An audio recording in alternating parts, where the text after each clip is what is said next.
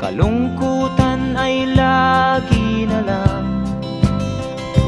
kasiyahan ay minsan lang makamtan. O buhay, kahit sa mga mayaman ay di lubos ang kanilang kasiyahan. Sa buhay ng mahirap ay gayon din, lalo pat kay dami mong mga utang. O buhay,